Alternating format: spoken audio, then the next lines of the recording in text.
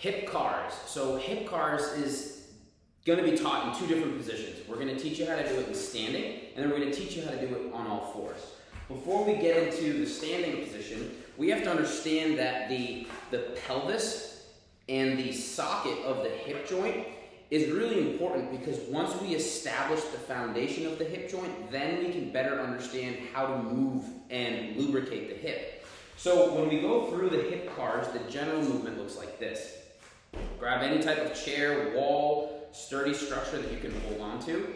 We're going to bring the leg up and across the body, and then we're going to pretend this part of the knee is anchored, and we're going to swivel that ankle up. Then we're going to maintain that position. We're going to come all the way up and out without turning the torso.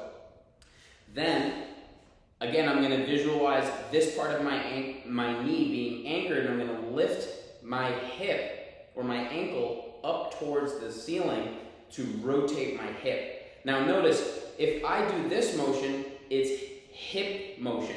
But if I do this, it's my back motion. So if I don't have enough motion to be up here, I can do the cars down here and get the same benefit from it.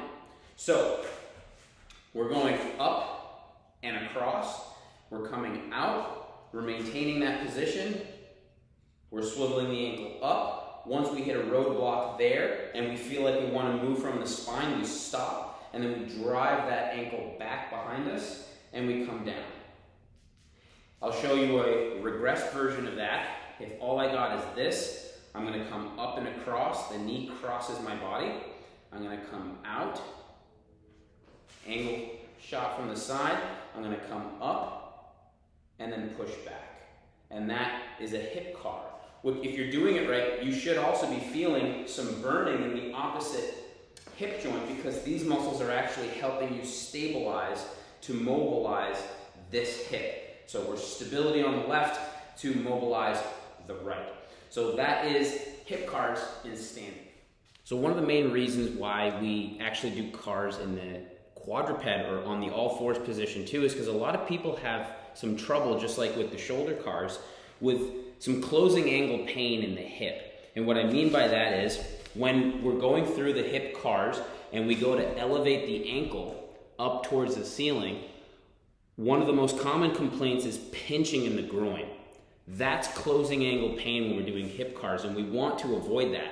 A lot of times the issue that I find is people actually overestimate how much they can bring their hip up while bringing it out to the side and then doing that rotational piece. Okay, so if you're experiencing that pinching in the groin, you really need to decrease the range of motion in the hip cars. And here's what it's going to look like in the all fours position that can essentially help with that. So in the all fours position, it's the same cars routine in standing. I'm going to bring my knee all the way up without bending through my spine. Then I'm going to bring it up. When I hit a roadblock and I feel like I want to turn my torso, I stop. When I stop there, now I'm going to try to maximize, again, rotation through the hip by elevating the ankle up towards the ceiling. Now, at this point, what you should feel is you should feel some cramping on the outer side of that hip. But if you feel pinching in the groin, then what you want to do is you want to really back off. Back off from how much flexion or bending at the hip, and back off from how much you bring that hip out to the side. And just be very modest with your cars. So a very small range of motion of cars looks like this.